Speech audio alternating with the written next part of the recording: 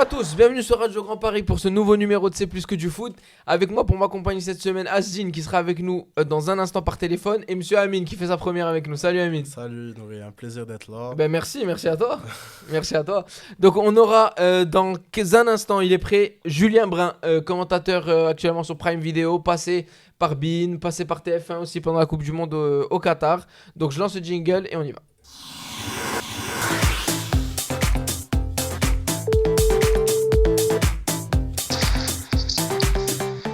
Allô, allô. Allô, salut Julien. Ouais. Bonjour, bonjour. Merci d'avoir accepté notre invitation. Bah, avec plaisir. Bah écoute, je te présente Amine qui est mon chroniqueur qui va m'accompagner pour cette interview. Enchanté Julien. Bonjour Amine. Bah écoute Julien, pour commencer, j'ai envie de commencer par le commencement. Comment tout a commencé pour toi dans le football ? Waouh, je saurais même pas dire s'il y a vraiment un début. Pour l'instant, il n'y a pas de fin. Mais j'ai l'impression que ça a toujours été un élément constitutif de ma vie, c'est-à-dire que ce soit dans regarder, même si c'était plus compliqué, bien sûr, quand j'étais gamin, Ouais. mais surtout d'y jouer, quoi. Enfin, moi, j'avais un grand frère j'ai toujours un grand frère, mais qui a 8 ans de plus que moi, Ouais. et que j'ai toujours vu, en fait, comme une sorte de modèle dans le foot.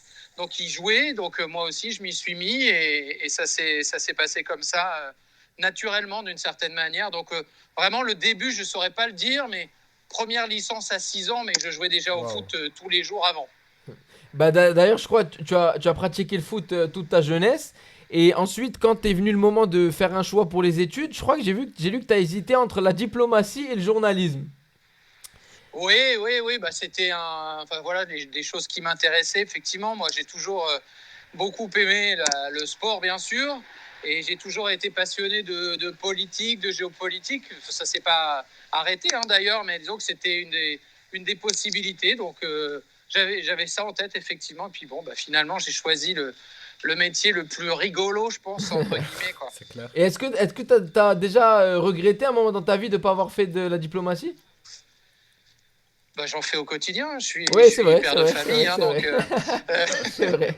non, mais blague à part, non, j'ai pas de regrets. Après, dans une vie, tu as envie de goûter un maximum de choses, donc c'est quelque chose qui m'aurait plu, mais je serais quand même, ce serait malvenu de ma part aujourd'hui de pas être content de ce que j'ai eu la chance de faire jusqu'ici. Je te demandais, est-ce que tu t'es orienté vers le journalisme sportif tout de suite ou est-ce que tu as un cursus généraliste d'abord ? J'ai eu un cursus vraiment généraliste, c'est-à-dire qu'après le bac, je suis allé à l'université, j'ai fait de l'économie, donc vraiment Ouais. pas grand-chose à voir avec le jeu de football, mais avec certains autres aspects peut-être. Et puis ensuite, j'ai fait une école de journalisme classique aussi. Moi, j'ai fait l'IJBA à Bordeaux, Ouais. au sein de laquelle on travaillait tous les types de journalisme possibles. Moi, j'ai fait tous mes stages. J'ai fait aucun stage d'ailleurs dans le sport, excepté mon dernier. Ouais.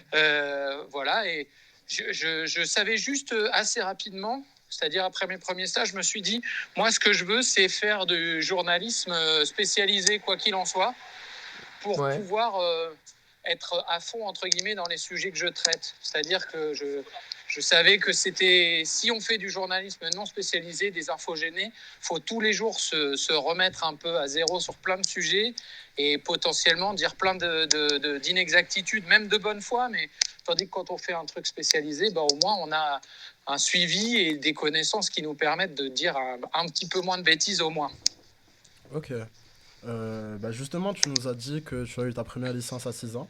Donc, Ouais. on ne peut que imaginer que ton métier découle d'une passion présente en fait depuis ton enfance. Mais est-ce que tu as d'abord rêvé d'être sur le terrain plutôt que dans la cabine de commentateur ? Ah bah bien sûr, franchement, ce serait. J'imagine que c'est le cas d'à peu près tous ceux qui font ce métier-là. Alors ça ne veut pas dire qu'on est des footballeurs ratés, parce que footballeur raté, ça signifierait presque qu'on y a cru à un moment. Moi, j'y ai cru très peu de temps finalement. Enfin, j'étais un joueur amateur, pas mauvais, mais je n'ai jamais eu de touche pour faire de ça mon métier. Donc, Ouais. à l'âge de, je sais pas, 12-13 ans, je savais que ce serait pas le cas. Donc, j'ai pas un truc de frustration. Et j'en ai surtout pas dans le sens où je sais que j'avais pas du tout ce qu'il fallait pour l'être. Donc, Wow. mais bien sûr. Et c'est assez marrant, entre guillemets. Mais moi, j'ai rêvé que j'étais footballeur professionnel jusqu'à l'âge de 33-34 ans, enfin Ah, quand jusqu'à même. l'âge de la retraite Quand des même. footballeurs pros. Et depuis, ça m'arrive quasiment jamais, alors que ça m'arrivait vraiment régulièrement avant. Ouais. Bah, Donc, alors, Julien, pour la prochaine question, c'est Azine qui nous a rejoint par téléphone qui va te la poser. Bonjour Azine. Dans un premier temps, bonjour, enchanté, enchanté. Alors j'aimerais te demander pour toi, est-ce qu'il y a des commentateurs, si tu veux, qui t'ont marqué durant ta jeunesse et dont tu t'inspires encore aujourd'hui? C'est-à-dire que c'est vraiment ta source principale d'inspiration et tu te dis voilà, j'aimerais un petit peu être comme eux, quoi. Alors, oui, bien sûr. Bah, disons que moi, j'ai vraiment toujours regardé un maximum de foot à la télé, donc forcément, bah, il y a des incontournables, hein, Thierry Roland, Bien sûr. Thierry Gilardi, etc. Mais Ouais. j'avoue que moi, ceux qui m'ont le plus inspiré et marqué, moi, c'est plutôt la génération qui est arrivée après, c'est-à-dire celle qui est arrivée au début des années 90 à Canal, Grégoire Margoton, David Berger, Cyril Linette. C'est voilà, la génération suivante, en fait, d'une certaine manière. Et moi, je pense pas trop m'être inspiré dans le sens où je commande pas comme Grégoire Margoton, mais en revanche, ça a toujours été une sorte de modèle quand même dans la manière de fonctionner et de travailler. Donc voilà, je dirais que c'est plutôt cette génération-là. D'accord, ok, très bien. Bah écoute, ça fait plaisir à entendre. Ensuite, une autre question, s'il te plaît. Est-ce que tu crois, je crois, si je dis pas de bêtises, que tu as commencé ta carrière sur Eurosport et Radio France. J'aimerais savoir c'est quoi Ouais. les souvenirs quelque part que tu as gardé de cette époque-là. Est-ce que c'était plutôt une période qui t'a marqué? Est-ce que c'est quelque chose qui est resté dans un coin de ta tête? Qu'est-ce que tu peux nous dire de cette expérience-là? Bah, disons que oui, forcément. Moi, je sortais de l'école, j'avais la vingtaine, quoi, et j'ai commencé donc par un stage de sortie d'école à Eurosport. Et à la sortie de mon stage, j'ai été embauché. Donc, oui, ça a été forcément. Enfin, je n'oublierai jamais cette période-là. C'est-à-dire que j'ai découvert le métier et j'ai découvert plusieurs facettes du métier, en fait. C'est-à-dire que ça a été vraiment une école hyper formatrice dans le sens où c'est une chaîne Eurosport sur laquelle il y avait, mais il y a toujours beaucoup de sports différents, donc obligé de rapidement passer d'un sujet à un autre, etc. dans le sport. Et j'ai aussi eu la chance de pratiquer plusieurs métiers de journaliste différents à cette période-là. C'est-à-dire que j'étais parfois allé faire des reportages, j'allais faire des interviews, j'étais aussi chef d'édition. Voilà, donc c'est vraiment une sorte de centre de formation. Les joueurs de foot, ils se rappellent toujours de leurs années de formation. Bah, moi, c'est pareil, d'une certaine manière, avec Eurosport surtout. Ouais. D'accord, ok, ouais, c'est-à-dire que vraiment tu t'es enrôlé, si tu veux, plusieurs rôles, quoi. Tu avais plusieurs casquettes et ça t'a un petit peu forgé, quoi, dans la mesure où aujourd'hui tu as plusieurs cordes à ton arc, quoi. Ouais, voilà. Enfin, même si aujourd'hui, il y a beaucoup de choses que je faisais à l'époque que je ne fais plus, mais disons que ça m'a permis aussi de savoir comment fonctionner d'autres rôles. C'est-à-dire que souvent, quand tu fais de l'antenne, c'est-à-dire que tu es présentateur ou commentateur, tu as tendance à être un petit peu, j'allais dire, dans ta bulle. C'est pas vraiment ça, mais à penser, entre guillemets, que à ce que tu vas faire toi, à ce que sont tes besoins, tes envies, etc., sans tenir compte forcément de ce qui se passe tout autour. Et il y a tout un écosystème qui travaille aussi et dont on doit tenir compte. Et le fait de travailler et de faire ces choses-là différentes, ça m'a permis aussi de savoir un peu comment ça se passait dans plusieurs types de jobs. Et aujourd'hui, je ne peux pas dire au chef d'aide, il suffit de faire ça ou il suffit de faire ça, si je sais que ce n'est pas vrai. Et d'un autre côté, ça me permet aussi, quand parfois le chef d'édition me dit non, mais ça on ne peut pas ou ça on ne peut pas, de lui dire si, je pense qu'en faisant ça, on peut. Je ne dis pas que je suis omniscient, mais ça me permet d'avoir une vue un peu plus globale du métier. D'accord, ok, j'ai saisi. Ensuite, tu rejoins par la suite Beansport, où tu as commenté notamment la Ligue des Champions et la Coupe du Monde 2018 avec donc, le succès de la France, donc, qui est assez marquant. Notamment cette année, tu termines par une troisième dans Match France Football sur les commentateurs préférés pour le français. Est-ce que c'est le type de récompense, si tu veux, auquel tu fais attention? Est-ce que c'est motivant? Je dirais qu'à un moment, tu te dis, voilà, le fait d'avoir ces récompenses-là, c'est gratifiant et c'est vraiment quelque chose que tu valorises dans ton parcours. Franchement, c'est pas quelque chose. Enfin, c'est pas un truc auquel je pense souvent, sauf quand on m'en parle. Mais évidemment, quand c'est sorti, j'étais plutôt content. Enfin, c'est évidemment avoir une sorte de reconnaissance, c'est pas mal. Après, c'est des sondages sur le site où les gens votent, etc. Donc, ça représente pas non plus. Enfin, c'est pas un sondage comme un sondage électoral, par exemple. Mais effectivement, bien sûr que ça fait très plaisir. Je vis pas pour ça, mais il n'empêche qu'en faisant ce métier-là, on s'expose et de se dire que y a des gens qui nous apprécient, ça fait quand même partie du plaisir aussi. Donc je crève pas pour ce genre de choses, mais en revanche, quand il y a des marques de gratification qui arrivent comme ça, forcément, je les prends avec plaisir. Oui, évidemment. Écoute, c'est sympa que tu le prennes comme ça, parce que dans tous les cas, ça reste quand même motivant. Je vais enchaîner avec une question rapidement.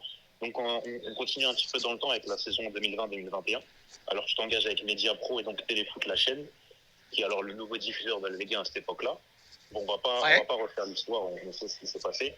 Mais j'aimerais savoir, si tu veux, quel souvenir tu gardes du passage sur cette chaîne, comment a été l'ambiance. Est-ce que tu as senti une réelle différence par rapport aux chaînes où tu étais passé par le passé? Comment est-ce que c'était?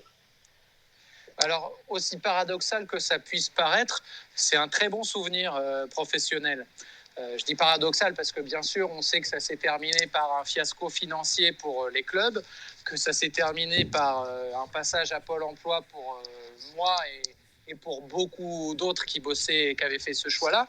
Mais d'un autre côté, c'était un... Voilà, moi j'étais à beIN Sport, j'étais pas malheureux, etc. Mais il s'avère qu'ils ont perdu les droits de la Ligue 1 et que c'était quand même l'essentiel de mon boulot. Et donc, essayer de suivre les droits, ça fait partie de la quête, entre guillemets, de travail, même si ce n'est pas toujours facile.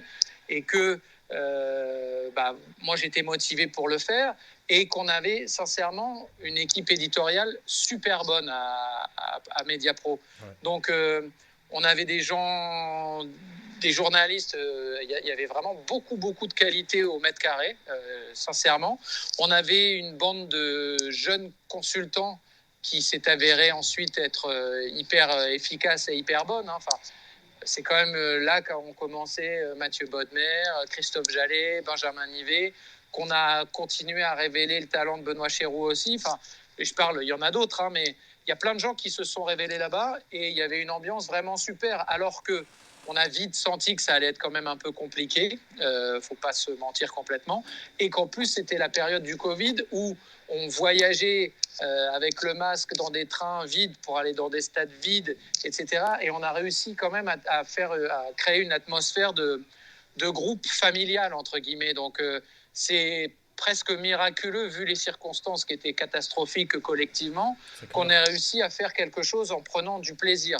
Alors bien sûr, rétrospectivement, pour le foot français, je ne vais pas dire que c'était une bonne nouvelle qui soit arrivée, mais d'un point de vue personnel, malgré le chômage qui est arrivé ensuite, malgré les galères, etc., j'ai beaucoup appris à la fois humainement et même professionnellement sur les choses que j'aime, sur les choses que j'aime pas, sur les choses que je veux bien faire ou je veux plus faire. Donc, aussi paradoxal, je le disais tout à l'heure, que ça peut paraître, c'est pour moi un très bon souvenir professionnel, bizarrement. Et on peut dire que tu as assez bien rebondi par la suite. Donc Je parlais avec Smaïl Bouabdella tout à l'heure et on en discutait de ce mot de rebondir, en fait, parce que à l'époque de Mediapro, quand ça s'est terminé, dès qu'on parlait avec quelqu'un, tout le monde disait « Ah bah moi, je me fais pas de soucis pour toi, tu vas rebondir, etc. » Donc le terme de rebond, c'est quelque chose qu'on nous a dit. Et à chaque fois, on se dit, nous, ouais, tu te fais pas de soucis pour moi, mais il n'y a rien de fait, en fait. Donc le terme de rebondir, ça nous fait toujours marrer. Et ça y est, ça commence aussi en ce moment à revenir, le terme de rebond. Ok. On enchaîne alors sur une autre question, Julien. On voulait te demander si un peu à l'image des joueurs à la fin d'une rencontre et d'un commentary, on se dit ce soir j'ai été exceptionnel, ou à l'inverse, j'aurais pu être meilleur ou j'ai été mauvais. La réponse est oui, on se le dit. Alors c'est rare qu'on se dise qu'on est exceptionnel, je pense. Enfin, en tout cas, moi je me rappelle pas m'être dit souvent que j'étais exceptionnel. Il y a des soirs où on est content, en fait. Voilà, sans se dire qu'on est exceptionnel, mais on se dit bon, ça a roulé, j'étais bien avec le match, j'étais bien sur les buts, machin. Enfin voilà, il y a des jours avec. Et effectivement, il y a des jours sans, et les jours sans, c'est un peu galère, quoi. Tu te dis, de toute façon, c'est le principe de ce métier, c'est-à-dire qu'une fois que c'est passé, tu peux plus du tout revenir dessus. Mais je sais que là, le dernier match que j'ai commenté, par exemple, en rentrant, j'étais vraiment pas satisfait, quoi. Donc le Lens Marseille, j'étais pas très bon, j'ai beaucoup trébuché sur certains mots. Je sais pas. Dès le début, il y a eu des trucs où je me suis dit ça roule pas. Et c'est marrant parce que c'est un soir où personne n'était vraiment très content. On n'a pas été super content de notre antenne. Enfin, voilà, il y a des jours avec, des jours sans, c'est sûr. Alors après, rétrospectivement, quand on fait le point, enfin moi, je sais qu'un soir comme ça, je me dis pas j'ai raté tout ce que j'ai dit, mais je me suis dit, par exemple, que 5 ou 6 fois, j'avais trébuché sur des mots. Alors, en soi, c'est rien, mais c'est très désagréable. Ou alors, des moments où j'ai cherché le bon terme et je ne l'ai pas forcément trouvé. Il n'y a que moi qui m'en rends compte d'une certaine manière, mais enfin voilà, il y a des choses comme ça. Donc oui, bien sûr que, heureusement qu'on peut être un peu critique par rapport à ses propres performances, parce que c'est pas, ça reste malgré tout que de l'humain. Pour l'instant, c'est pas ChatGPT qui commente, quoi. Donc oui, bien sûr, il y a des jours où on se trouve bien, des jours où on se trouve pas mal, et des jours où on se trouve vraiment horrible et où on a presque honte. Est-ce que c'est la fluidité des propos qui font que ce commentaire a été bon ou mauvais, ou c'est le fait de pouvoir ajouter d'autres commentaires que tu n'as pas fait? C'est quoi en fait qui Ouais, définit une bonne performance? je dirais que voilà, il y a des jours où les mots ils sortent plus ou moins facilement du cerveau et de la bouche. Il y a des jours où on est très bon, par exemple, ou pas bon sur les moments importants, et c'est quand même ce qui compte le plus sur les buts pour essayer de bien accompagner le but. Si tu as été bon en plus, c'est vraiment super. Et puis parfois, il y a aussi des choses que tu remarques pas forcément. Enfin, par exemple, je sais pas, j'ai fait le match la dernière fois au parc où il y avait les chants homophobes. Ouais. Je m'en veux pas vraiment le jour même, mais le lendemain de me dire putain, enfin voilà, me dire oh dis donc, t'as peut-être pas bien senti le coup, parce que en gros on n'entend pas toujours ce qui se dit dans le stade, nous, avec le casque, etc. Ouais. Et que j'entendais bien qu'il y avait des insultes, mais j'ai pas vu à quel point elles l'étaient. Donc souvent ce que je faisais, c'est que je parlais pour qu'on les entende pas, les insultes, mais je pense que j'aurais dû tendre un peu plus l'oreille pour me rendre compte de ce qui se passait.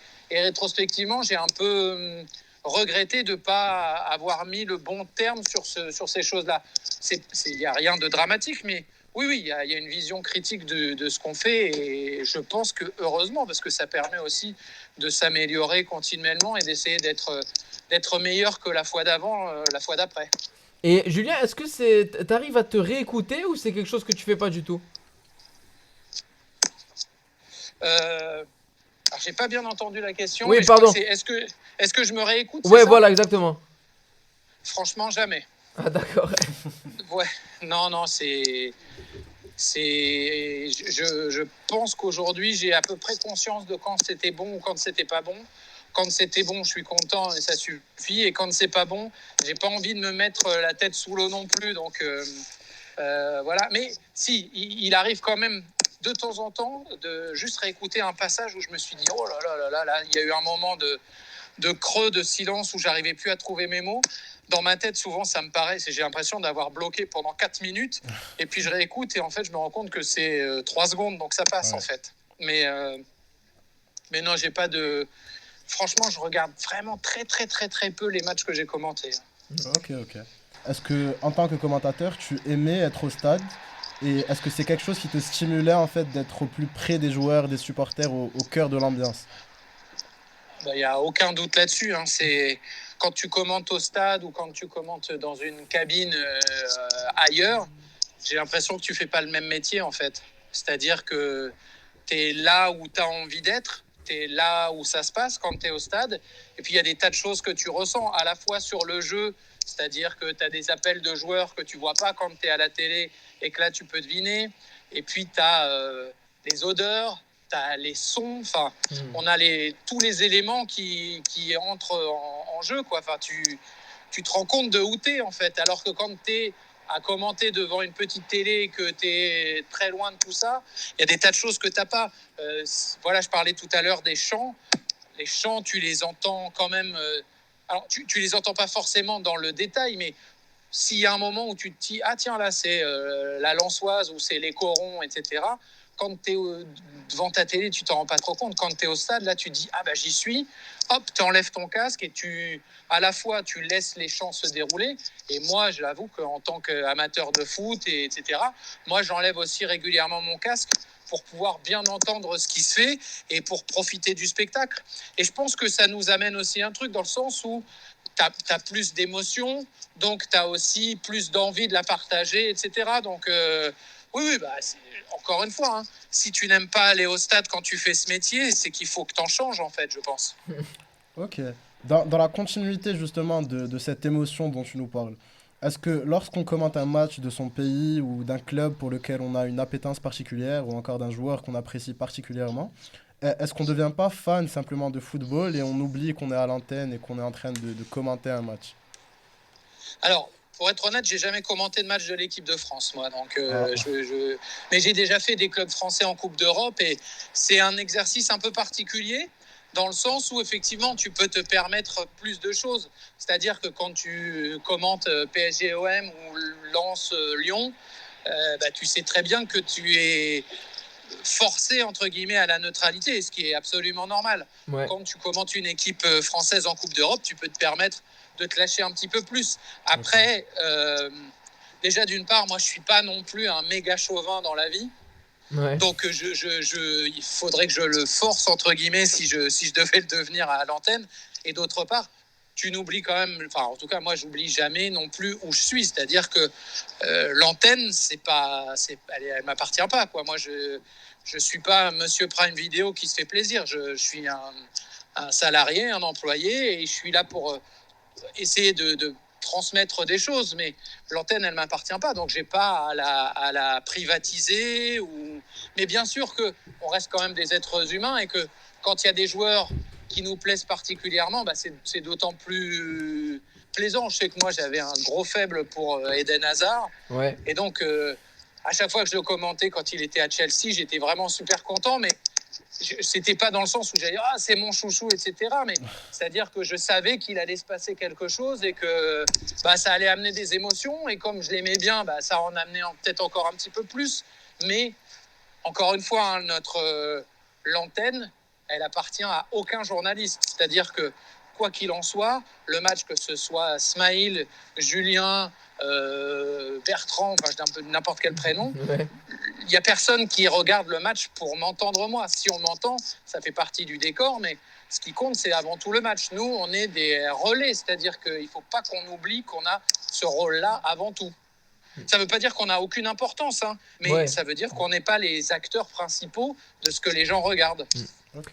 Et Julien, un peu plus techniquement, j'ai envie de savoir comment ça se passe la programmation des matchs pour les commentateurs. Par exemple, tu travailles en ce moment sur chaque journée de Ligue 1. À partir de quand tu sais quel match tu vas commenter? Est-ce qu'on te les assigne? Est-ce que tu peux les choisir? Comment ça se passe?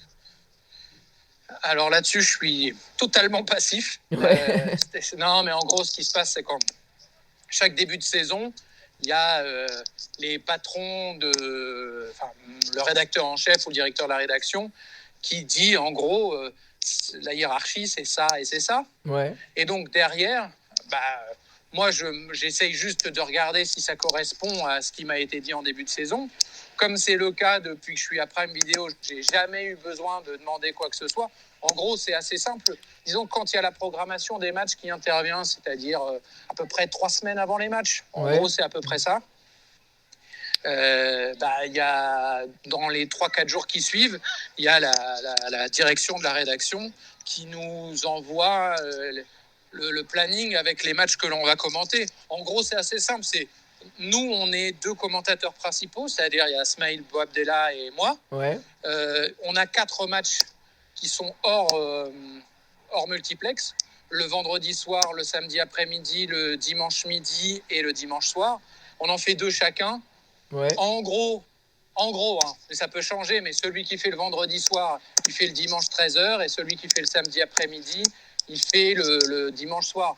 Ça peut changer de temps en temps pour des questions de logistique, etc. Mais en gros, c'est à peu près ça.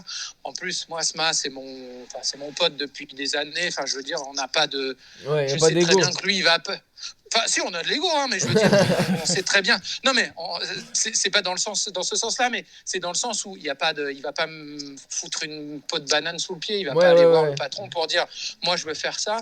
Moi, je vais pas aller voir le patron pour dire, moi, je veux faire ça.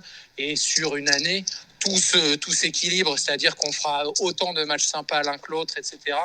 On a des patrons qui font vraiment très attention à ça aussi pour pas qu'il y ait de déséquilibre.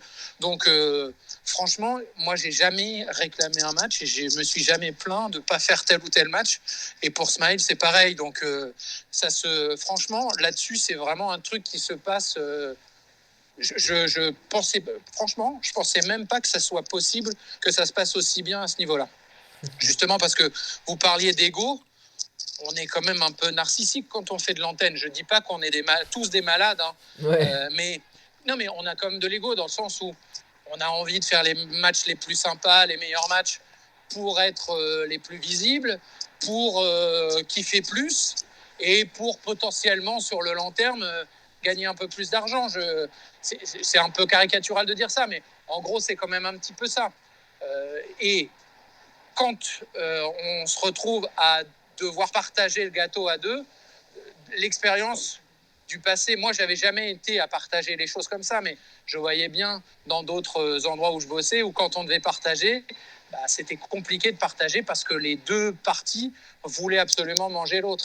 Là, sincèrement, moi j'ai pas envie de manger Smaïl, il a pas envie de me manger, on est super content de la manière dont ça fonctionne et notre seule envie c'est que ça dure le plus longtemps possible. Donc c'est vraiment une chance et lui comme moi on s'en rend compte et chaque fois qu'on en parle on se dit mais c'est génial de pas avoir à devoir se battre toujours et que tout se passe bien à ce niveau-là. Donc franchement là-dessus c'est vraiment assez presque paradisiaque entre guillemets la manière dont ça fonctionne. Julien, justement, dans la continuité de ce que tu dis, est-ce qu'il y a des matchs qu'on a moins envie de commenter que d'autres?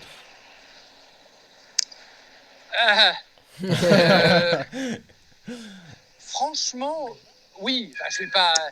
Évidemment que si sur un week-end, tu as le PSG-OM le dimanche soir et que le samedi, tu fais un match de milieu de tableau, etc., tu as plus envie de te faire le PSG-OM. Mais ce que je veux dire, c'est que le PSG-OM, si tu le mets à 10 sur 10, le match que tu as moins envie de commenter, moi, je le mets jamais à 2 sur 10, entre guillemets. Ouais. C'est-à-dire que je sera toujours un 6 ou un 7 sur 10. Donc forcément, oui, tu as des... Et puis, c'est vraiment insulter le foot que d'imaginer que les matchs que tu mets à 7 sur 10 au départ, ils vont pas se transformer en 9, quoi. Ça arrive souvent. Donc, oui, je vais pas mentir. Bien sûr qu'il y a des matchs qui sont un peu plus... Enfin, je sais pas, moi, mon prochain match, là, c'est PSG-Monaco.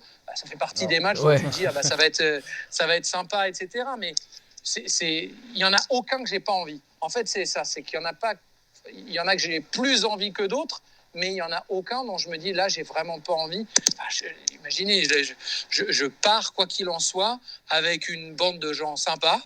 On voyage, on prend le train ensemble, on rigole, on va manger au resto, on est dans un hôtel tranquille, et le soir ou l'après-midi, on est payé pour aller au stade, quoi. Je mesure quand même à chaque fois ma chance par rapport à 95% des gens, je dis n'importe quoi, mais qui subissent, entre guillemets, leur vie professionnelle. Moi, j'ai la chance, je touche du bois pour que ça dure encore quelques années, mais de faire un truc qui me fait kiffer. Je veux dire, moi, j'ai grandi à la fin fond de la Cambrousse, aller au stade, c'était déjà quelque chose qui paraissait incroyable. Non, mais je blague pas, hein, j'y pense encore. Aujourd'hui, je suis payé pour y aller 2 fois tous les week-ends voir un match de Ligue 1. Enfin, je dis pas que c'est un rêve éveillé, mais parce que je sais aussi ce que j'ai fait pour réussir à le faire, etc. Mais il n'empêche que j'oublie jamais que c'est quelque chose que... Enfin, je sais pas, tous les mômes qui aiment le foot, qui habitent à la Cambrousse, ou même qui habitent pas à la Cambrousse, mais tout le monde aurait envie de pouvoir faire ça. Donc, j'ai conscience de la chance du truc, quoi. C'est clair. Et Julien, une fois qu'on t'a attribué un match ou deux d'ailleurs pour le week-end, quelle est ta routine de préparation et combien de temps ça te prend pour préparer un match? Alors, ça dépend si j'ai déjà commenté les types en question. En début de saison, ça prend toujours beaucoup plus de temps parce qu'il faut remettre... toutes les stats à jour, etc. Donc ça, c'est vraiment un truc auquel il faut s'astreindre et qui n'est pas forcément toujours facile. Donc, en début de saison, ça prend plus de temps. Après, il y a du temps sur les fiches en tant que telles, c'est-à-dire mettre à jour les stats, travailler sur le match en particulier, mais il y a aussi tout un travail invisible, entre guillemets, c'est-à-dire que une grosse partie de mon métier, c'est de regarder des matchs de foot que je commande pas aussi. Ouais, bien sûr. Alors Julien, pour continuer, tu as eu la chance de commenter la Coupe du Monde 2022 au Qatar sur TF1 en duo avec Rudy Garcia. Et d'un point de vue global, comment s'est passé ce mois au Qatar pour toi? Alors, je dois faire vous allez penser que je suis toujours content de tout ce qui m'arrive, mais là, Ce qu'on en peut comprendre. l'occurrence, franchement, enfin, là, c'est assez un rêve éveillé, c'est-à-dire que au-delà de ce qui a pu se dire sur la Coupe du Monde au Qatar, etc., moi, je rentre pas forcément là-dedans, mais j'étais pendant un mois à aller au stade tous les jours.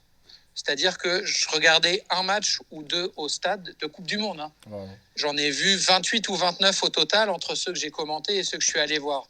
C'est-à-dire que c'était une sorte d'orgie de foot. Non, mais en voyageant dans des conditions incroyables, j'avais un hôtel de fou. Enfin, ma chambre d'hôtel, elle était plus grande que mon appart à Paris. Hein. Ah ouais. Ah ouais. Non, mais c'était un truc incroyable. Et donc, tous les jours, soit moi, j'allais commenter un match, soit j'allais avec Greg Margoton et Bichente Lizarazu sur le match qu'ils allaient commenter le soir. Et donc, ça a été mais vraiment orgiaque. C'est-à-dire que je dirais pas que j'ai fait que ça, je suis allé quand même voir les musées qu'il y avait aussi, je me suis un peu baladé et tout. Mais l'essentiel de ma vie, c'était préparer des matchs de foot, regarder les matchs de foot à la télé de l'après-midi et aller au stade le soir. Donc, c'était une sorte d'oasis footballistique incroyable. Franchement, c'est une expérience folle. Je pense que ça sera plus possible d'une certaine manière, puisque les autres Coupes du Monde, elles se dérouleront plus dans un seul lieu comme ça. Mais c'était à ce niveau-là, c'était fou. Et Julien, pour te contextualiser, nous on est d'origine marocaine, donc tu penses bien qu'on a été enchanté par la Coupe du Monde 2022. Et je sais que tu as commenté notamment Maroc-Portugal. Et j'ai envie de te demander d'abord qu'est-ce que tu as pensé de l'équipe marocaine pendant la compète et surtout des supporters. Les supporters, c'est fou. Que ce soit au stade ou dans les villes autour, c'était... L'engouement, il était assez phénoménal en fait pour cette équipe et d'avoir la chance. Moi, je les ai commentés 3 fois, je crois, même pendant la Coupe du Monde. J'avais fait le match contre la Belgique, la victoire. Ouais. Je les ai fait donc contre le Portugal et j'ai fait aussi le match pour la 3e place. Donc, et je les ai vus en plus, j'ai vu 2 autres matchs en tant que spectateur. C'était fou. Et en plus, voilà, avoir la chance de commenter une nation africaine qui se qualifiait pour une demi-finale pour la première fois, ça donne l'impression d'assister à quelque chose d'historique qui concerne le foot. Hein. Encore une fois, toutes choses égales par ailleurs, ça reste un sport, mais c'était un moment qui était important à la fois pour un pays, pour un continent. Bon, en plus, il s'avère que moi, j'ai des liens personnels aussi avec le Maroc. Donc, je savais pas, j'ai posé ça par hasard. Non, mais oui, moi, j'ai...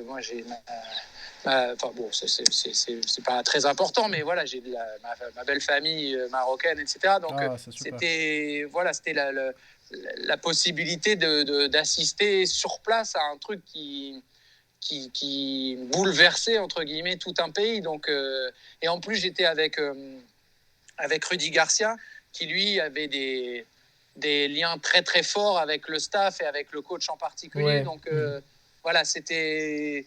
Oui, c'est un moment assez inoubliable pour moi, cette Coupe du Monde, parce qu'il y avait aussi, enfin j'en avais pas parlé, mais voilà, parce qu'il y avait aussi une épopée comme ça qui était là en plus. Et Julien, d'ailleurs, tu nous parles de Rudy Garcia, donc en général, vous commentez un match de foot, c'est un travail d'équipe, dans la mesure où vous êtes souvent 2 à l'antenne. Comment vous arrivez, par exemple, à vous dispatcher le temps de parole pour pas vous marcher l'un sur l'autre entre le commentateur et le consultant? Et est-ce que le feeling entre les deux est quelque chose d'important? Alors, en gros, il y a une délimitation qui se fait à peu près naturellement entre le journaliste et le consultant dans le jeu. C'est-à-dire que la description du jeu, elle est pour le journaliste, et l'explication technique, c'est-à-dire sur les occasions, quand arrivent ensuite les ralentis, etc., elle est plutôt pour le consultant. C'est un rythme qu'il faut réussir à trouver. Et en l'occurrence, avec Rudy, à l'issue du premier match, on s'est dit, waouh, c'est un consultant assez bavard, entre guillemets. Ouais. Rudy. Donc, il faut réussir à se caler. Et c'est bien parce qu'on en a parlé dès le soir du premier match qu'on avait commenté. Je lui ai dit, ouais, on a été bavard et tout. Il me dit, non, mais t'inquiète, c'est moi qui ai été bavard. Je dis, oui, non, mais c'est aussi à moi de me caler à toi. Donc, il a fallu, on en a parlé un petit peu. Et je pense qu'après, lui, il a aussi réussi à se canaliser un petit peu. Moi, je lui ai laissé aussi plus d'espace. Voilà, faut que l'un et l'autre soient intelligents. Mais de toute façon, ça, c'est un truc, un rythme à trouver en fonction du consultant avec lequel tu es. C'est-à-dire que quand tu commentes avec Mathieu Bodmer, tu commentes pas comme quand tu commentes avec Omar Da Fonseca. C'est une question d'intelligence aussi. Ouais. Y a des gens qui ont besoin de prendre beaucoup d'espace. Et c'est à nous aussi de savoir leur donner l'espace. Donc, c'est des petits... C'est rare que ça arrive à être bien dès le premier coup, mais en se pratiquant régulièrement, on arrive à trouver la bonne maille, en fait. Et est-ce que t'as eu des... c'est déjà arrivé d'avoir des mauvaises expériences avec un consultant ou est-ce que ça tout de suite... ça a matché avec le temps avec tout le monde? Sans donner de nom. Réfléchir. Non, mais j'essaie de réfléchir. Ouais, moi, il y a des consultants avec lesquels je préfère commenter plutôt que d'autres, mais c'est plutôt un truc professionnel, entre guillemets. Mais Ouais. voilà, je pense que sur le long terme... Moi, j'ai déjà commenté, par exemple, avec Omar. Ouais. Moi, je le trouve super, hein. Franchement, je ne sais pas si vous le connaissez, mais c'est un mec génial, Ouais, etc. ouais. Mais je ne sais pas si sur le long terme, j'aimerais faire toute une saison avec lui, par exemple. Parce qu'il prend beaucoup d'espace. Mais en plus, je dis ça, si je devais commenter avec lui, il faudrait que je lui donne tout l'espace, parce que c'est évidemment comme ça qu'il faut fonctionner avec lui. Mais je ne sais pas si je prendrais autant de plaisir, moi, à le faire. C'est-à-dire qu'en général, je ne sais pas, mais le partage, il est à peu près... en moyenne, ça doit être 60-40 en faveur du journaliste, à peu près. Ouais. Et avec Omar, c'est du 20-80.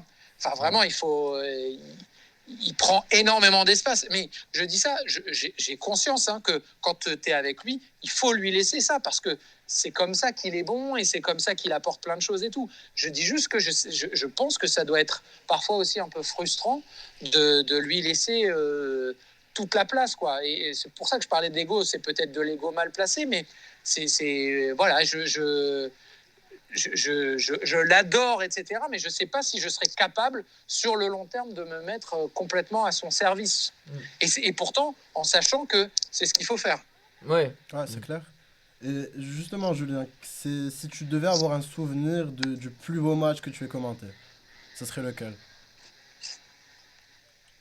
Alors, j'ai souvent du mal à me rappeler de ce que j'ai fait, mais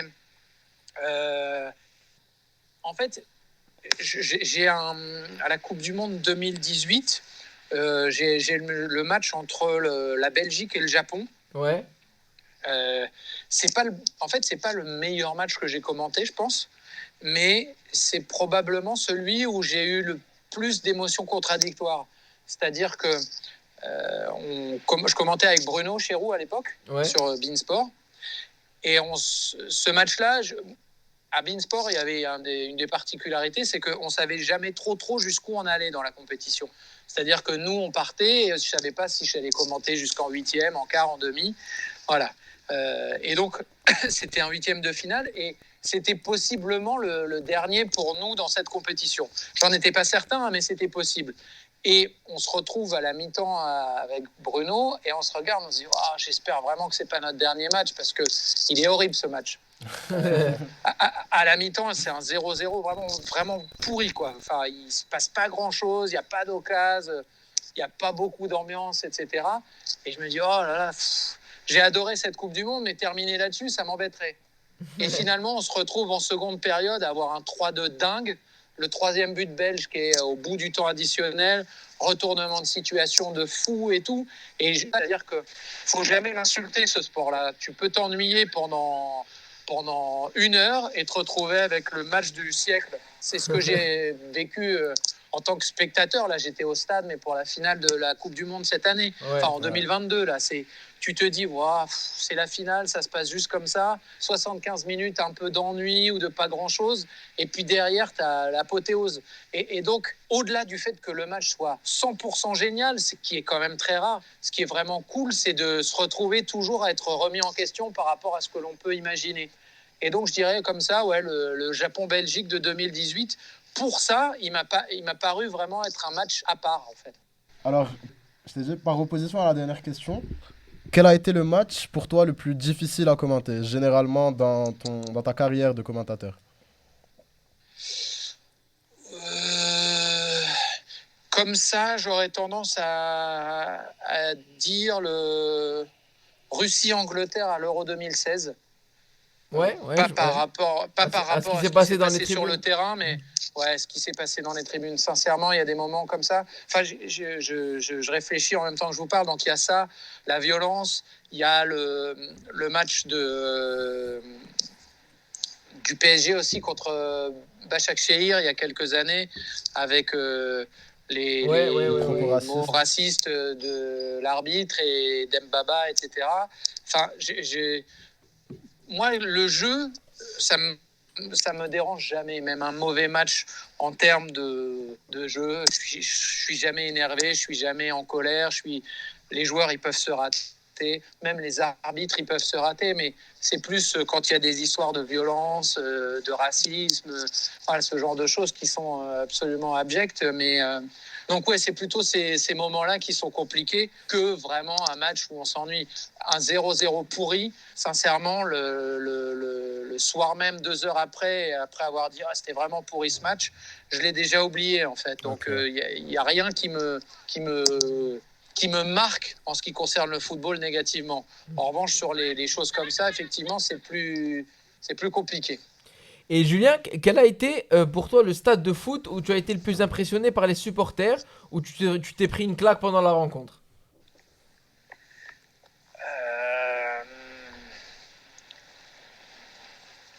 Je me rappelle être allé commenter à Istanbul, au stade du Beşiktaş. Ça faisait un bruit dingo, vraiment. C'était fou. Et puis, il y a Dortmund quand même j'y ai commenté quelques rencontres quand même, et je me suis jamais dit je suis à Dortmund, quoi. À chaque fois tu dis je suis à Dortmund. Il y a un truc, le mur jaune là, il vous prend quoi qu'il en soit. Ouais, c'est clair. Ouais, je comprends. Et Julien, donc, pour terminer l'interview, question traditionnelle que je pose à tous les invités, quel conseil tu pourrais donner aux jeunes qui nous écoutent et qui rêvent de devenir commentateurs et journalistes? Il va falloir la reposer, j'ai pas entendu. Pardon.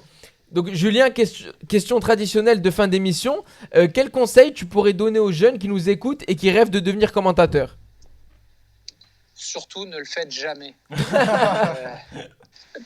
Parce que j'ai très peur de perdre ma place. Donc là, vraiment, non, blague à part, ce qu'il faut surtout, c'est se dire que c'est un métier qui est atteignable. C'est quelque chose qui me fait toujours un peu de peine, c'est-à-dire quand je discute avec soit des étudiants, soit des plus jeunes, soit au contraire des gens qui ont 30 ans et qui se disent moi je voulais faire ça, j'y suis pas allé, etc. Je me dis mais c'est dommage parce que il n'y a pas de... je dis pas que c'est facile à atteindre et qu'il n'y a pas de compétition, pas de concurrence, bien sûr qu'il y en a, mais si on est passionné de foot, qu'on a tendance à être curieux, intéressé et qu'on est déterminé, parce que je dis, encore une fois, il y a quand même de la concurrence, etc. C'est un métier qui est atteignable. Donc, si votre rêve, c'est de faire ça, franchement, vous dites pas c'est injouable. Aller sur la station spatiale internationale, c'est peut-être compliqué. Il y a des trucs où je dis pas quand on veut, on peut. Je pense pas du tout quand on veut, on peut, parce qu'il y a des gens qui ont plein de volonté et qui n'arrivent pas dans la vie. Je pense pas du tout qu'on a la vie qu'on mérite. C'est C'est du crack tout ça. Mais en revanche, il ne faut pas se créer de barrières personnelles. Et elles existent pour beaucoup de gens. Je suis peut-être un peu long dans ma réponse, mais j'entends souvent des gens qui me disent « Ouais, mais tu sais, moi, je viens d'un quartier où c'est compliqué. » Ou « Ouais, moi, je connais personne dans ce milieu. » Moi, j'ai grandi à Fitzjams, vous regarderez sur Wikipédia, un bled dans l'Oise complètement paumé. J'ai personne qui m'a mis le pied à l'étrier. J'ai pas eu de coup de pouce, de piston, etc. Et j'y suis arrivé. Je ne dis pas encore une fois que si on veut, on peut. Mais en tout cas, si on veut, on essaye et c'est possible quand même d'y arriver. Donc vraiment, il ne faut pas se dire qu'on a des... Il ne faut pas se créer soi-même des barrières. Il y en a déjà suffisamment dans le métier pour pas en plus se mettre des barrières mentales. Eh ben Julien, ben en tout cas, sur ces belles paroles, ben, je t'annonce que je vais bientôt te prendre ta place parce que c'est les études que je suis en train de mener. Ok, laisse-moi juste encore quelques années si je peux, enfin juste histoire de kiffer. Dans quelques années, je prends du galon et je t'embauche comme commentateur. Ça, avec plaisir, avec grand plaisir. Ça arrange tout le monde. Ben écoute, merci beaucoup Julien de nous avoir accordé cette interview. Ben, merci à vous et puis un grand MERDE pour la suite. Eh ben merci beaucoup. Salut Julien. Merci beaucoup. Salut. Eh ben écoute, sur ces belles paroles, Amine, on arrive au bout de l'interview. Merci d'avoir été avec nous. Merci à toi, Nouri, c'était super. Et ben moi, je vous dis à la semaine prochaine avec un grand joueur, quoi, un grand gardien. Je vous donnerai plus d'indices sur les réseaux sociaux comme d'habitude. Salut, à la semaine prochaine.